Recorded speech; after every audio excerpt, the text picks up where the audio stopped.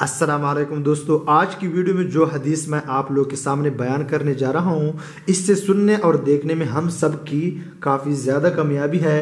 نحمدہ و نصلی علی رسولہ الکریم، اما بعد فاعوذ باللہ من الشیطان الرجیم، بسم اللہ الرحمن الرحیم۔ حضور اقدس صلی اللہ علیہ وسلم کا ارشاد ہے کہ شب معراج میں جب میری ملاقات حضرت ابراہیم علیہ السلام سے ہوئی تو انہوں نے فرمایا کہ اپنی امت کو میرا سلام کہہ دینا اور یہ کہنا کہ جنت کی نہایت عمدہ پاکیزہ مٹی ہے اور بہترین پانی، لیکن وہ بالکل چٹیل میدان ہے اور اس کے پودے درخت سبحان اللہ والحمد للہ ولا الہ الا اللہ واللہ اکبر ہے۔ جتنے کسی کا دل چاہے درخت لگا لے، ایک درخت۔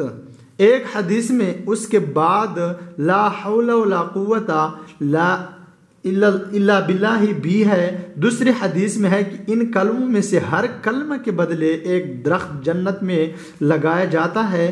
ایک حدیث میں ہے کہ جو شخص سبحان اللہ العظیم و بحمدہ پڑھے گا، ایک درخت جنت میں لگایا جائے گا۔ ایک حدیث میں ہے کہ حضور اقدس صلی اللہ علیہ وسلم تشریف لے جا رہے تھے، حضرت ابو ہریرہ رضی اللہ تعالیٰ عنہ کو دیکھا کہ ایک پودا لگا رہا ہے۔ دریافت فرمایا کیا کر رہے ہو؟ انہوں نے عرض کیا درخت لگا رہا ہوں۔ ارشاد فرمایا میں بتاؤں بہترین پودے جو لگائے جائیں؟ سبحان اللہ والحمد للہ ولا الہ الا اللہ واللہ اکبر، ہر کلمہ سے ایک درخت جنت میں لگتا ہے۔ حضور اقدس صلی اللہ علیہ وسلم کے ذریعے سے حضرت ابراہیم خلیل اللہ علی نبینا وعلیہ السلام نے سلام بھیجا ہے۔ اس لیے علماء نے لکھا ہے کہ جس شخص کے پاس یہ حدیث پہنچے اس کو چاہیے کہ حضرت خلیل اللہ کے سلام کے جواب میں وعلیہ السلام ورحمۃ اللہ وبرکاتہ کہے۔ اس کے بعد ارشاد ہے کہ جنت کی مٹی بہترین اور پانی میٹھا۔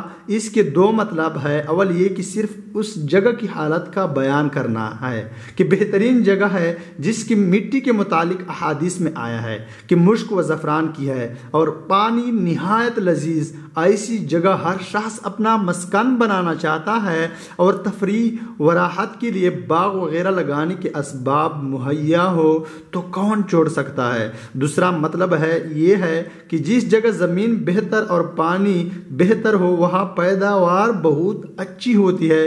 اس صورت میں مطلب یہ ہے کہ ایک مرتبہ سبحان اللہ کہہ دینے سے ایک درخت وہاں قائم ہو جائے گا اور پھر وہ جگہ اور پانی کی عمدگی کی وجہ سے خود ہی نشوونما پاتا رہے گا۔ صرف ایک مرتبہ بیج ڈال دینا ہے، باقی سب کچھ خود ہی ہو جائے گا۔ وآخر دعوانا الحمد للہ رب العالمین۔